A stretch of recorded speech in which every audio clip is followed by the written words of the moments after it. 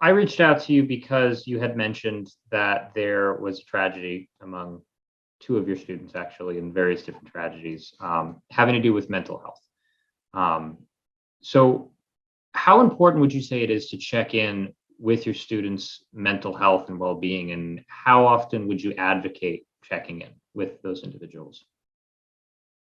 Yeah, that's a very close to my heart subject. I'm glad that you all reached out um, to make sure that I was okay and to, send your condolences because that means a lot. And I know that going through this experience where losing your kids, like losing students that you taught, and you having to cope with that, and then you see your other kids, like they're coping with it too and struggling with it. And so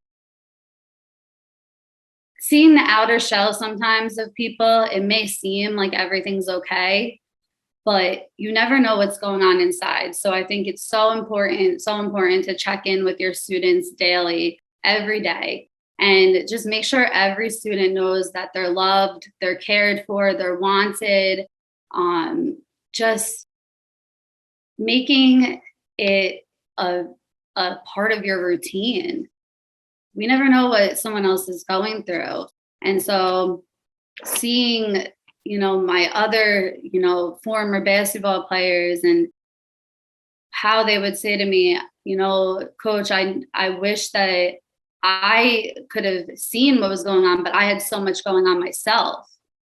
And those are things that it's like, well, there's resources and places that you can turn to for help.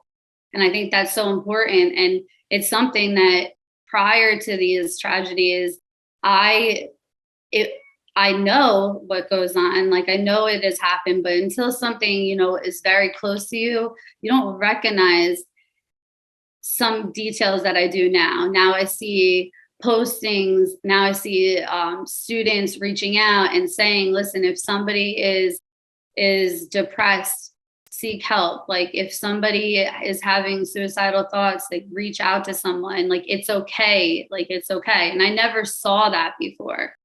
And so I think it's creating a whole new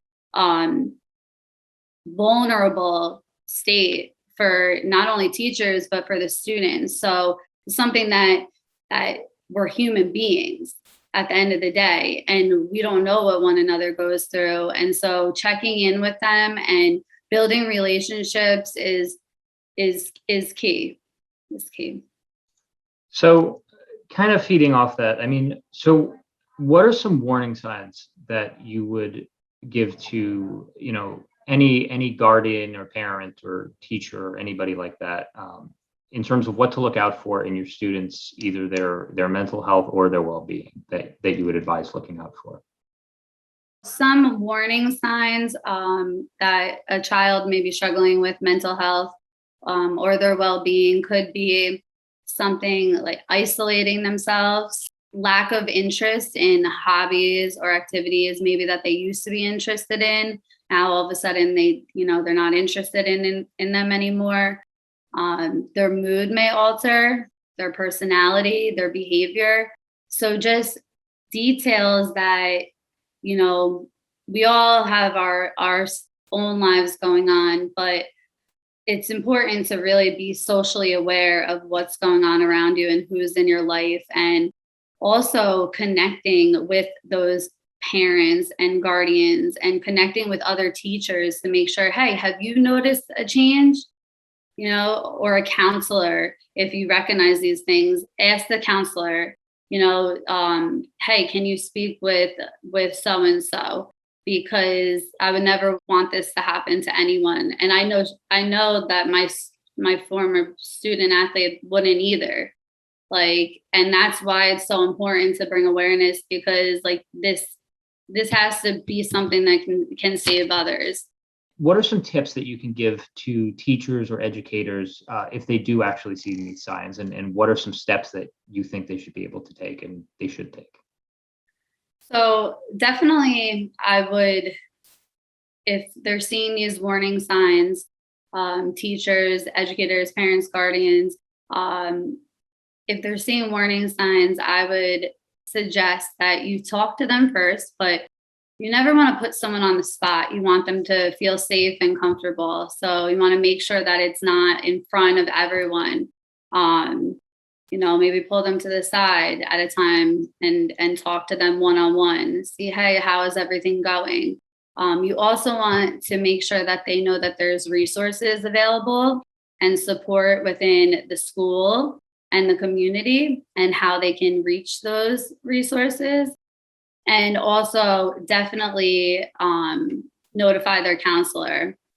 And this way they could get further assistance on, whatever it is they're going through, and be sure that you are using all the tools and all the protocols that we have to get them that assistance that they may need.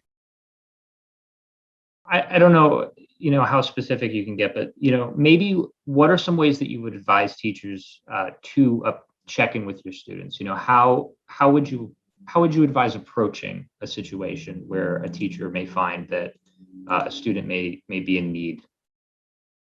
As a teacher, I check in with my students daily, and I'll utilize various charts. I could use numbers. I could use different colored hearts.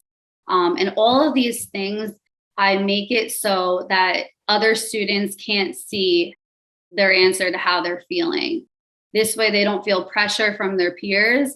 And at the same time, they're able to be open and honest with me.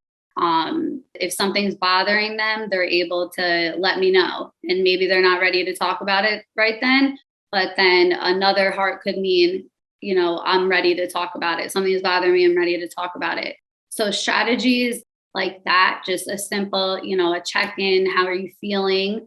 But a way that they can just tell you, even though you could direct it to the whole class. So every individual is letting you know how they feel, but making it so they feel comfortable and safe and not having to share exactly what they're going through with everyone else in their class. So building relationships, being vulnerable too about your experiences, like letting them know maybe things that you have been through. There's a stigma around things like therapy sometimes, but I've been to therapy. I've been in therapy and had to, talk to someone, and those things are okay. It's okay to not be okay. And whatever it is that's maybe weighing you down, like let it go, release it. Because if you're holding on to these things, then that's going to stress you out, make you anxious. And that can, it's not beneficial for your overall health and well-being. So, breaking those type of stigmas and showing your kids, your students that you care. They recognize when you care and when you don't. And they don't care how much you know until they know how much you care.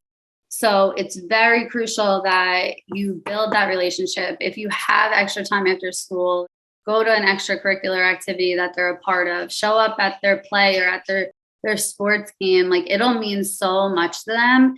And then you build that on that they'll be like, oh, Miss Huff, I scored a goal in the game yesterday. They see that you're seeing them outside of just the classroom, as a person, as, a human being, not just in whatever subject area it is. It really is great to invest in them and then get to know the family too. I call parents and everyone's like, oh, it's going to be a bad call. No, call and let them know, your child's doing great. Is there anything I can do on my end or anything you see at home that we can work together to make sure that your child has the most successful education and life and is happy? That's not funny you say that, but curious you say that, calling home doesn't always necessarily need to be a bad thing. Another teacher that we interviewed for this said the exact same thing. Wow. So really, really small world in terms of, everybody immediately thinks oh, you got to call home. And that means, it's going to be a bad call or, what did my kid do today in class? And sometimes it's so-and-so did a really good thing in gym today, or they shared their lunch with somebody who didn't have a lunch. So I think that's super important.